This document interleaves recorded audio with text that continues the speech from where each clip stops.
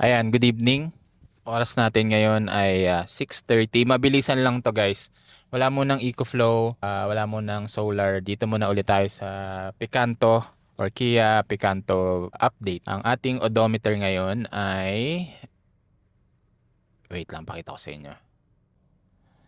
Okay, ang odometer natin ay 141,583. Okay, gagawin ko na dito guys kasi baka mamaya makalimutan ko pa. Anyway, so galing ako sa casa, galing sa casa tong sasakyan ko and public service announcement muna to about sa Wheels E. Rodriguez. Share ko lang kung ano yung naging experience ko sa kanila.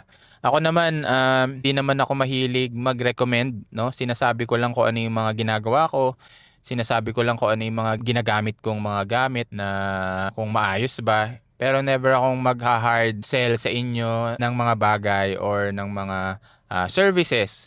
So with that being said, bihira lang din ako magreklamo. Bihira lang. Ito, parang first time ko lang gumawa ng video about this unfortunate event. Pero yun, lesson learned and kayo nang bahala kung ano yung gusto nyong gawin sa video na to, kung ano yung gusto nyong makuha. Pero ang sa akin lang, ayun yung naging experience ko sa Wheels E. Rodriguez. By the way, ano nga pala to guys, 10 years na yung sasakyan ko. Magte 10 years na sa July 2016. Maraming beses na akong nagpa-process ng claim sa kanya. Nagpa-process meaning sa kanila ko pinagawa yung sasakyan. Kahit 10 years na pala to guys, meron tong comprehensive insurance. Kinukunan ko pa rin siya. Pero ayun, ngayon napapaisip ako kung i-renew ko pa ba or hindi. Pero malamang magre-renew ako pero sa iba na. So quick backstory lang. Last week of March, naaksidente kami.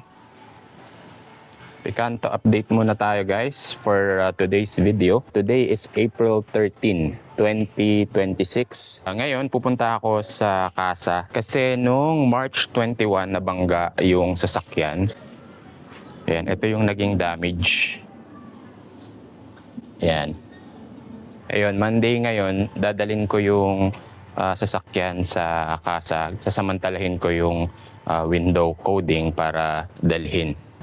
Naka-receive na kasi ako ng notification na approve na yung pinasa na mga documents and pwede na tong ipasok for repair. Ganun yung ginagawa ko pala muna pag may sira. Hindi ko agad pinapasok sa kasa. It will take time for the insurance company na reviewin yung mga documents. May comprehensive insurance naman. So pinagawan lang ako ng affidavit kung ano yung nangyari.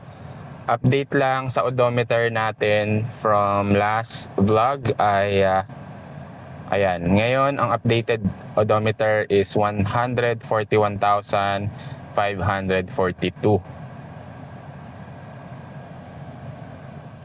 Okay.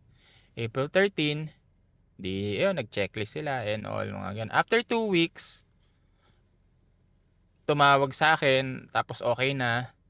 So after 2 weeks, mga ano na yan, second week of April. Ano na tayo ngayon May na. Balik ko, pagpunta ko sa kanila and chinek ko yung unit, eto na. Guys, so bad news. Yung kinakatakutan ko na nangyari. Nasira nga yung dashcam ko, yung mga electrical ko. Ang matindi pa nito, ayan, nakapatay yung sasakyan. Etong ilaw, naka-on. So, hindi gumagana yung brake light ko ngayon. Pag tinapakan ko to, naka-on lang siya. Ang sabi dito, sinasabi nila is delayed lang daw yung ilaw. Wala namang ganyang ka-delayed kasi tinan mo ilang minuto na Papakita ko sa inyo alas 3. Ayan, ang tagal. Hindi naman yan ganyan ka-delay. Ayan, dito tayo ngayon. So, mamamatay ito kasi kakainin niya yung karga ng baterya ko, yung smart battery. Kaya inisip siguro nila delayed kasi nilolobat yung yung sasakyan. Kaya hindi na gumagana yung brake light. Ewan ko anong ginawa nila dyan sa brake light. Dito tayo sa Wheels Service Center. Ayan.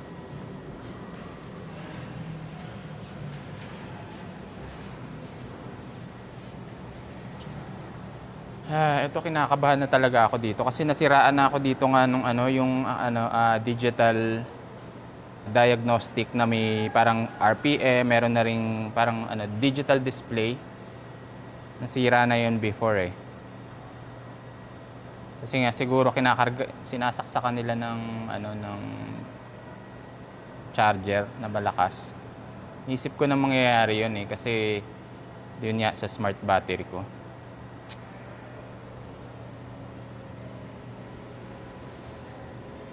Yan. Okay sana dito eh, okay yung repair eh. Ito lang yung pina-repair natin, oh. Ang ganda na. Parang bago na. Ngayon wala.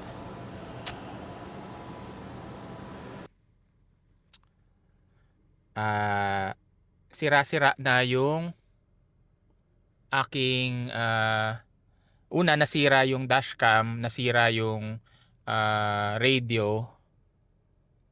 Napansin ko grounded yung brake light.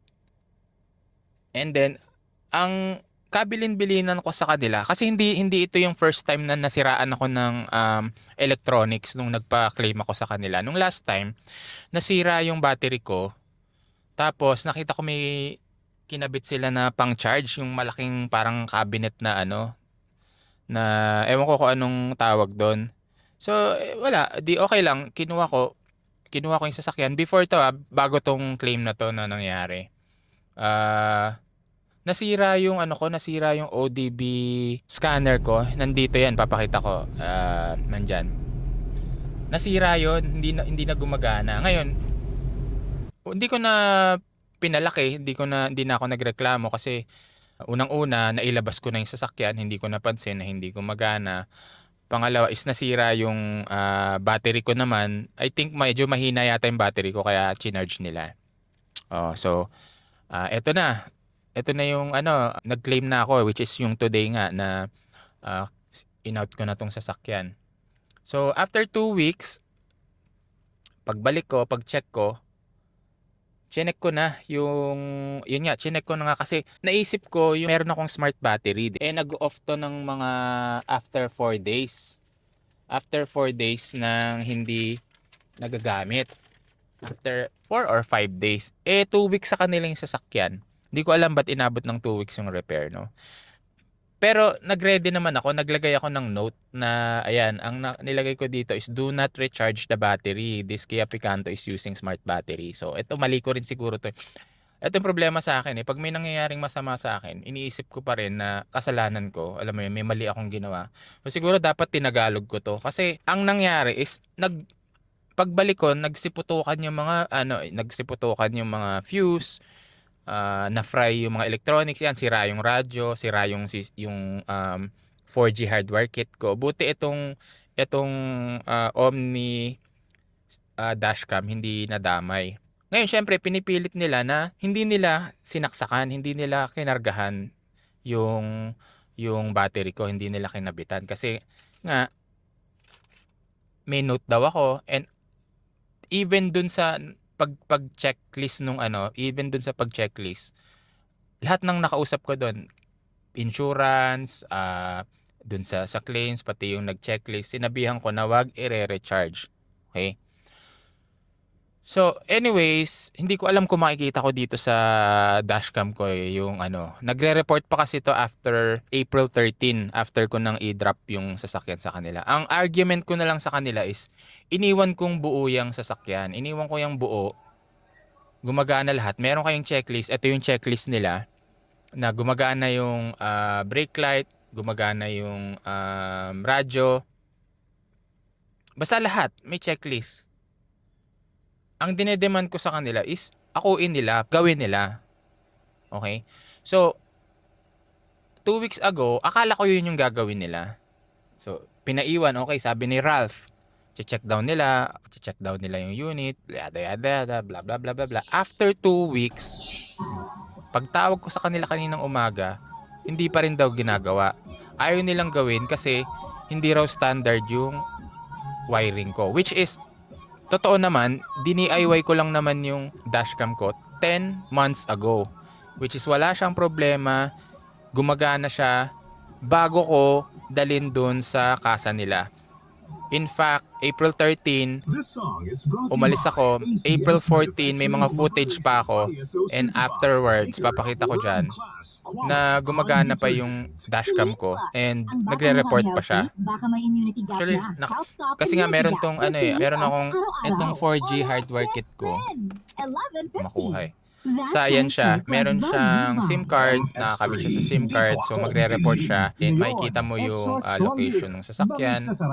And pwede mong i-view remotely yung dashcam. Until biglang hindi na siya nag-report. Akala ko naman, baka nalobat lang yung battery. Kasi nga, 4 or 5 days nang hindi ginagamit, malolobat yung battery. Namamatay yung Smart BMS ko, yung Redigo battery. Para hindi niya i-drain lahat ng laman ng battery. So, ayun na. 2 weeks ago, pag-check ko, yun, yung brake light ko sira, dashcam ko sira, yung battery ko, nagbi-beep. Never pang nag-beep yun ng ganun. Ang suspetsa ko dito, which is most likely yun yung nangyari, is nalobat yung battery, sinaksakan nila ng charger na, ewan ko kung anong charger yung ginagamit nila, and then tsaka nila tinurn on. Siguro nandito lang to sa loob dapat siguro nilagay ko rin to sa battery, 'di ba? Para nakita nila. Pero yun nga, anyways, nasira. And then 2 weeks after ngayon, talagang hindi nila gagawin. Tapos gusto pa nilang gagawin daw nila basta pipirma ako ng kung anong no quit claim or what, 'di ba? Sabi ko diyan, tas may pinapirmahan pa rin sila sa akin kasi sabi nila pag di ako pumirma hindi nila papalabasin yung kotse. So parang hino-hostage nila doon 'di ba? So ending napagastos ako ng participation fee, etong ano ba tawag dito? Itong radyo, tapos yung dashcam ko ang nasira. And doon lang sa mga nakikinig, pasensya na, ayun lang. Winarningan ko lang kayo diyan sa Wheels. E. Rodriguez. Wheels, nagbebenta sila ng Kia, Hyundai, GAC, mga Chinese, mga ganun. I think okay naman yung sales nila. Wala naman ako naging problema dito until now. Doon sa pag-isipan nyo kung mag-claim kayo, doon kayo magpapagawa sa service nila. Kasi pag may sinira sila at sabihin nila kahit na sa checklist gumagana siya, hindi nila gagawin. Papatagalin nila, iipitin nila yung sasakyan hanggang sa maasar ka na lang. Ang nakakatawa pa dito, after kong ilabas yung sasakyan, di pumunta na ako sa Banawi kasi malapit lang naman sila sa Banawi. Nagpunta ako dito sa store na to para magtanong kung may electrician sila na pwedeng tumingin. Tapos ito yung nangyari. Pagkamalas-malas andito ako sa may sa may tapat ng Fe Del Mundo sa Banawi. Papagawa ko na sana to dito sa labas. Ayan, dito sa kanila. Ngayon paglabas ko, nagtanong ako. Ayun, may electrician nga. Kaso paglabas ko, ayan, nag-lock. Ay, kamalas naman. Kasi nga, nagla-lock to pagka inapakan yung brake. Naka-engage yung brake dito. Grounded. Ayan.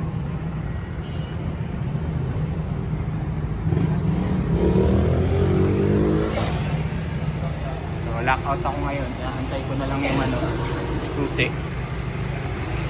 Ayan, di ba? So kamalasan talaga. Pinalalamove na lang namin yung susi. Buti may extrang susi kami.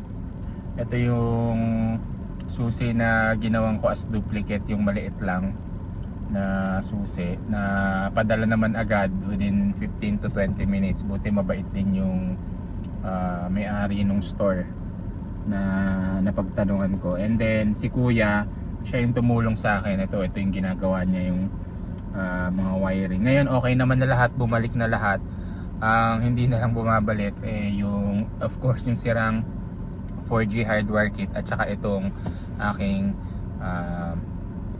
ano ba tawag dito? Radyo ba to? Ano bang may term dito? Stereo, hindi naman Android pero yan, sira tong audio, ano na to? Audio system or radio. And then ayun, gumagana naman lahat. Nabalik naman ni kuya yung mga ilaw, lahat, pati brake light. May nag-short yata. Tapos nung nag-short yun, nadamay na yung mga electronics. So ayun. Ngayon titignan ko kung ano yung mga mare-recover ko dito na na video sa dashcam ko. Buti nga ito hindi nasira, itong pinaka Omni na dashcam kasi mas mahal yan eh. And kaso itong radyo nasira din. Yan yung mga papalitan ko. Medyo nakakainis pero syempre kailangan mag-move on na tayo. Ayun lang, maraming salamat. Sana may makapanood nito. Sayang, ganado na sana akong mag-upload ng kahit every other day. Medyo dumadami na yung may interest sa solar. Yung subscriber ko nasa 348,000 na yata. Pero ayun, yun lang, maraming salamat guys.